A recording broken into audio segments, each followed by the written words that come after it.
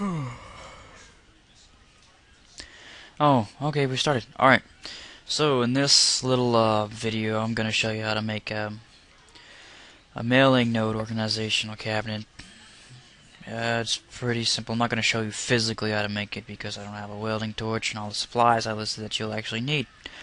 But I'm going to give you a pretty much basic overview of what you will need to do and where you'll need to do it in order for it to work. Alrighty, first we're going to go and open something I can draw in. So, looks like we're going to use paint because I'm lazy. And accessories. Come on. Come on. There we are. Alrighty. Paint. Alright.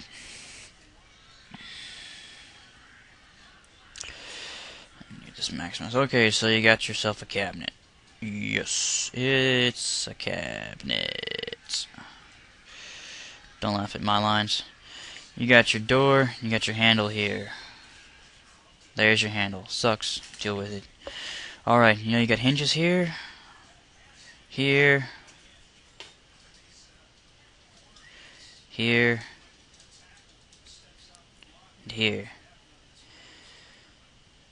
First thing you're going to want to do is you're going to take your welding torch and you're going to want to weld this crease shut completely, as well as the crevice along the hinges. And before you even do that, you're going to want to completely remove these hinges right here, all four of them.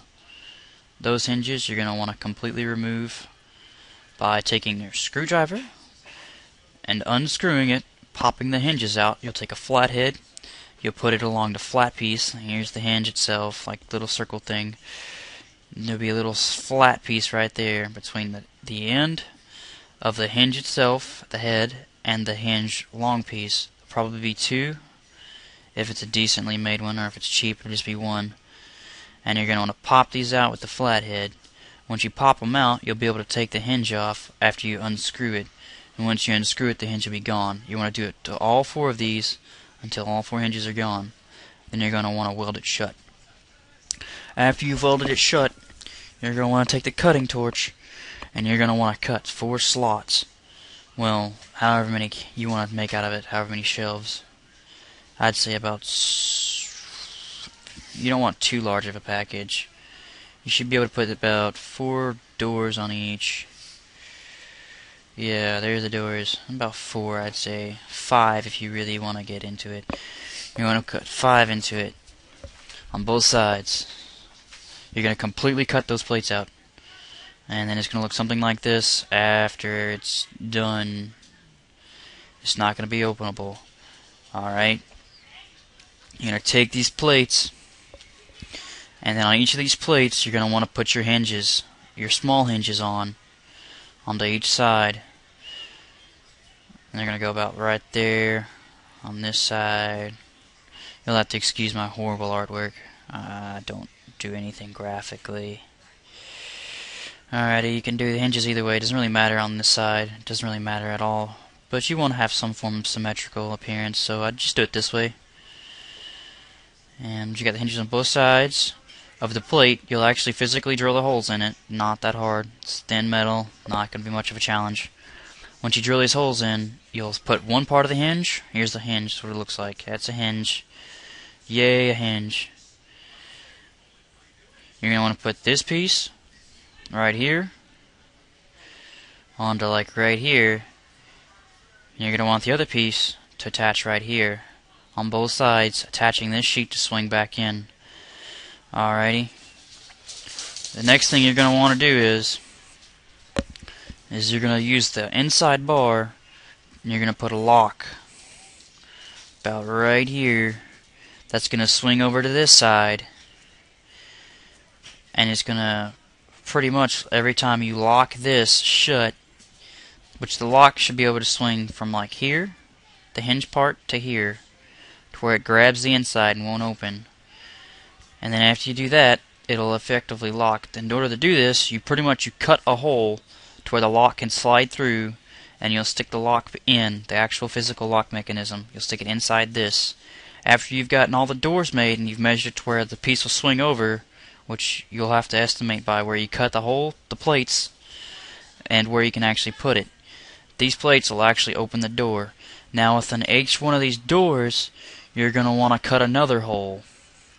I'd say about yay wide.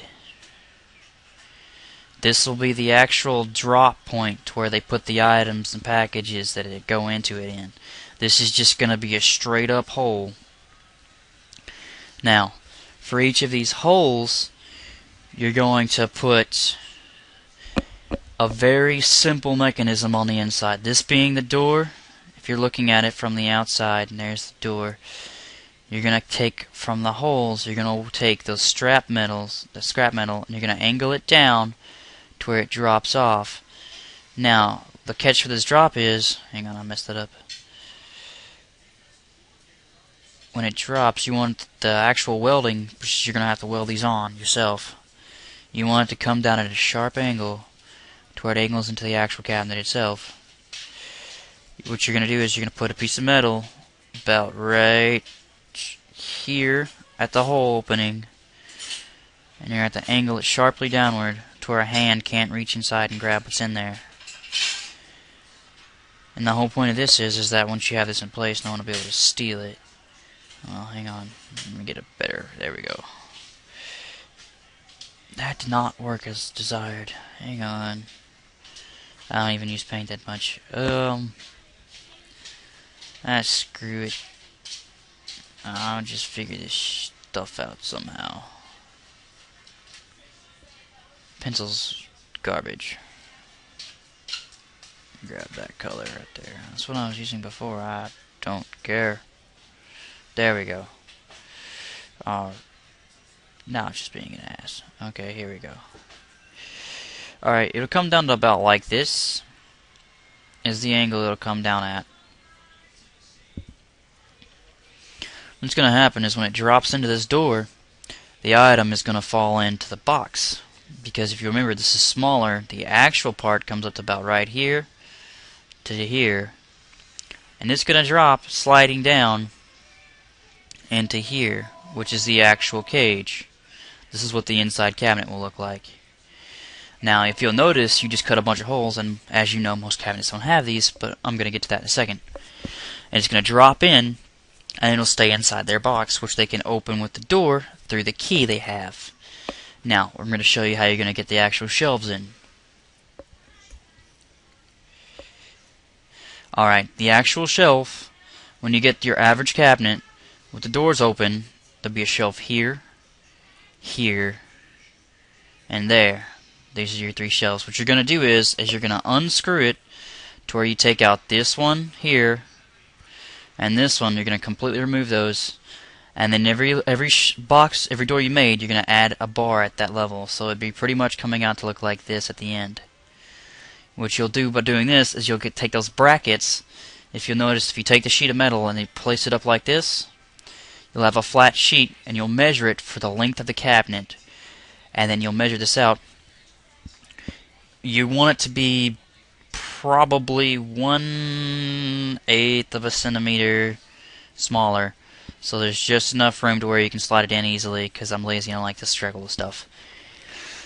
And once you do this, you'll take the brackets and you'll put them on all four corners of this. What this will do is you'll actually weld these onto the wall, and or if you don't want to weld them on, you can screw them on. But if you want the maximum support, what you want to do is first you want to drill holes in the side of it, of the actual cabinet itself, to where these holes can go into. You'll have to measure this out yourself. I'm not going to do absolutely everything for you. I'm not going to hold your hand to the entire thing. What you'll do is you'll post these inside it. You'll drill the 4 holes on all 4 sides, and you'll pretty much post these up, and it'll stay in, and it'll stay secure. And you'll weld across this part and the part you attach to the wall, and that'll make the shelves. And then you pretty much just carry on with the rest of the tutorial as stated by doing this.